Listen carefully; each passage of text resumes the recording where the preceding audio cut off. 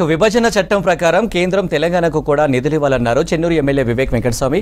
రాష్ట్రానికి ప్రత్యేక నిధులు మన హక్కు అన్నారు. తాను ఎంపీగా ఉన్నప్పుడు ఆర్ఎఫ్సీకి 10,000 కోట్ల రుణమాఫీ చేయించారన్నారు. బడ్జెట్లో వివక్షపై తీర్మానంపై సభలో ప్రసంగించారు ఎమ్మెల్యే వివేక్. అధ్యక్ష, thank you for giving few minutes. చాలామంది మాట్లాడినారు, టీఆర్ఎస్ వాళ్ళు, బీజేపీ వాళ్ళు, మన ముఖ్యమంత్రి గారు, శ్రీధర్ బాబు గారు, డిప్యూటీ సీఎం గారు, పొన్నం గారు అందరు కూడా మాట్లాడారు. అందరికీ తెలుసు తెలంగాణకి అన్యాయం జరిగింది ఈ బడ్జెట్లో. 10 సంవత్సరాల నుంచి 10 సంవత్సరాలు అన్యాయం అయినప్పుడు కేటీఆర్ గారు ఏదైతే చెప్పారో పోయి ఢిల్లీలో ధర్నా చేద్దామని, ఈ 10 సంవత్సరాలు ఎందుకు చేయలేదని చెప్పి అదొక విషయం బాగుంటుండే. మరి ఏం ఫలితాలు రాలే కదా. మీరందరూ కూడా అది ఒకటి విషయం గుర్తించుకోవాలి. అప్పుడు మీరు ఫస్ట్ డిమానిటైజేషన్ మీరు సపోర్ట్ చేసినారు. దాని తర్వాత డిమానిటైజేషన్ సపోర్ట్ చేసినప్పుడు కూడా ఏం నిధులు ఎక్కువ రాలేదు తెలంగాణకి. ఎప్పుడు కూడా తెలంగాణకు రావాలి, తెలంగాణ రావాలని కొట్లాడడం, కానీ పార్లమెంట్లో మేము కూడా అప్పుడు కొట్లాడడం జరిగింది తెలంగాణ తీసుకురావాలని. మహేశ్వర్ రెడ్డి గారు మాట్లాడేటప్పుడు రామగుండం ఫర్టిలైజర్ గురించి మాట్లాడారు అధ్యక్ష. అప్పుడు నేను ఎంపీగా ఉన్నప్పుడు 10,000 కోట్ల రూపాయలు రుణమాఫీ చేయించి అప్పుడు ఆ ఫర్టిలైజర్ ఫ్యాక్టరీ రీఓపెన్ చేయడానికి చర్చ చేయడం జరిగింది. అది అప్పుడు మన్మోహన్ సింగ్ గారు వారు ఆ రోజులలో సంబంధాలు పెట్టుకొని ఈ 10,000 కోట్ల రూపాయలు మాఫీ చేసి ఈ ఫర్టిలైజర్ ప్లాంట్ తీసుకురావడం జరిగింది. ఇంపార్టెంట్ విషయం ఏంటంటే, మనకు తెలంగాణకి రూపాయి ట్యాక్స్ ఇచ్చినప్పుడు తెలంగాణకు ఎంత వాపసు సెంటర్ నుంచి వచ్చేది విషయం వాళ్ళు టీఆర్ఎస్ వాళ్ళందరూ చెప్తున్నారు. అప్పుడు కూడా కేవలం ₹1 మనం ట్యాక్స్ పే చేస్తే మనకు వచ్చేది కేవలం 27 రూపాయలు. 27 పైసలు. ఆంధ్రాకి ఆ రోజులలో 45 పైసలు వాళ్ళకు వచ్చింది ఆంధ్రాకి.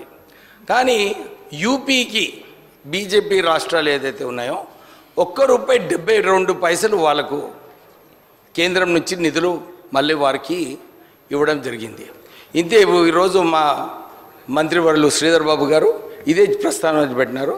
అరే, మీరు ఏదైతే హక్కు ఉన్నదో తెలంగాణకి నిధులు రావాలో మనం అందరం కలిసి కొట్లాడి తీసుకొద్దామని చెప్పి ఈ డిస్కషన్ స్టార్ట్ అయింది అధ్యక్ష. అందరు కూడా కోఆపరేట్ చేసి ఎందుకు మనకు కూడా యూపీకి ఎట్లయితే ₹1.72 ఇస్తున్నారో మనకు కూడా వస్తే సుమారు ₹1,00,000 కోట్ల తెలంగాణకు వచ్చే అవకాశం ఉంది. మనం చూసినాం ఈ బడ్జెట్లో కేవలం రాహుల్ గాంధీ గారు ఏదైతే ఢిల్లీలో చెప్పినారో ఇది సీట్ కోసం, ప్రైమ్ మినిస్టర్ పదవి కోసం కొన్నట్టు కనబడుతుంది. ఎందుకంటే 56,000 కోట్ల బీహార్కి, ఆంధ్రాకి సుమారు 40 నుంచి 50,000 కోట్ల కేంద్రం వస్తుంది అధ్యక్ష. 60,000 కోట్లు అంటున్నాం మా రాజుభాయ్. అంటే ఇన్ని నిధులు ఓన్లీ 2 రాష్ట్రాలకు ఇచ్చినప్పుడు మన తెలంగాణ ఏదైతే బ్యాక్వర్డ్ ఉందో దానికి ఎట్లా మనం అందరం కూడా కొట్లాడి తీసుకొచ్చుకోవాలి. ఎందుకంటే ఇప్పుడు కొట్లాడుకుంటే నడవదు అధ్యక్ష. మనమందరం కూడా కలిసి కొట్లాడినప్పుడే ఈ నిధులు ఏదైతే మన హక్కు ఉన్నదో, ఎందుకంటే యూపీలో చూస్తున్నాము ఇన్ని వేల కోట్ల రూపాయలు ఎక్కువ. ఎందుకంటే వాళ్ళు సుమారు ₹1,00,000 కోట్ల రెవెన్యూ వాళ్ళకు, కానీ వాళ్ళకు వచ్చేటి సుమారు ₹2,00,000 కోట్ల. వారు అక్కడ బీద ప్రజలకు గ్యారంటీ స్కీమ్స్ అన్నీ కూడా ఇంప్లిమెంట్ చేస్తున్నారు. మనకు కూడా తెలంగాణకి ఈ ఎక్కువ నిధులు వస్తే మనం ఏదైతే ఇంతకుముందు బీద ప్రజలకు గ్యారంటీ స్కీమ్స్ ఇచ్చినామో ఇవన్నీ కూడా ఒకటే తొందర సమయంలో ఇంప్లిమెంట్ చేసుకోవడానికి అవకాశం కలుగుతుంది అధ్యక్ష. ఇంకో విషయము, ఇంతకుముందు అందరు ముఖ్యమంత్రి గారు చెప్పినట్టు నిన్న కూడా వారు ప్రెస్ కాన్ఫరెన్స్ చెప్పారు. ఈ ఏపీ రీఆర్గనైజేషన్ యాక్ట్ ప్రకారంగా ఏదైతే అమలు చేయాలో అన్ని అంశాలు కేవలం ఆంధ్రాకి ఇంప్లిమెంట్ చేస్తూ తెలంగాణకు అన్యాయం చేయడం వలన మనం కూడా కొట్లాడి దీంట్లో, ఎందుకంటే కృష్ణానది నిధులు అండ్ కృష్ణానది నీళ్లు ఏదైతే 50-50 రావాలో దాని గురించి కూడా కొట్లాడి మనం తీసుకొచ్చే అవసరం ఉన్నది. ఒక విషయము పాలమూరు రంగారెడ్డి ప్రాజెక్టు, దానికి కూడా ఎందుకంటే పోలవరంకి వాళ్ళ నిధులు ఇచ్చినప్పుడు డెఫినెట్లీ రంగారెడ్డి పాలమూరు ప్రాజెక్ట్ కూడా నిధులు ఇవ్వాలి. ఇంతకుముందు చాలామంది కొట్లాడినారు కాళేశ్వరంకి ఎందుకు ఇస్తలేరని.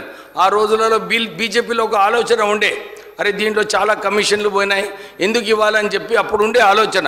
ఇప్పుడైతే ఈ పాలమూరు రంగారెడ్డి ప్రాజెక్ట్కి డెఫినెట్లీ కొట్లాడి నిధులు తీసుకొచ్చి ఈ ప్రాజెక్ట్ కూడా కంప్లీట్ చేసే అవసరం ఉన్నది. ఎందుకంటే అందరూ మాట్లాడడం జరిగింది.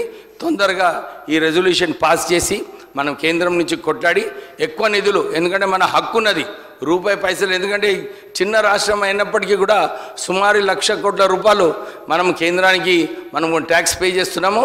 దీంట్లో నిధులు సరైన వాటా తెలంగాణకి రావాలని చెప్పి కోరుతూ ముగిస్తున్నాను. థ్యాంక్ యూ అధ్యక్ష. ఇంకో విషయం అధ్యక్ష, ఇది ఈ ఏపీ రీఆర్గనైజేషన్ యాక్ట్ అంశాల ఇంప్లిమెంటేషన్తో పాటు మా సింగరేణి సంస్థ ఉన్నది. మా కార్మికులందరూ కూడా ఇన్కమ్ ట్యాక్స్ ఎగ్జెంప్షన్ కావాలని చాలా రోజుల నుంచి వాళ్ళు కొట్లాడుతున్నారు. మేము కిషన్ రెడ్డి గారికి, ప్రధానమంత్రి మోడీ గారికి, వారు కూడా మొన్న ఎలక్షన్లో వాళ్ళు కూడా వచ్చి అక్కడ సింగరేణి కార్మికులకు అందరికీ కూడా వారు భరోసా ఇచ్చారు. మేము మీకు ఇన్కమ్ ట్యాక్స్ ఎగ్జెంప్షన్ ఇప్పిస్తామని చెప్పి మా ముఖ్యమంత్రి గారికి, శ్రీధర్ బాబు గారికి ఈ ప్రస్తావనలో ఇది కూడా ఈ అంశం పెడితే బాగుంటుందని చెప్పి కోరుతున్నాం. Thank you.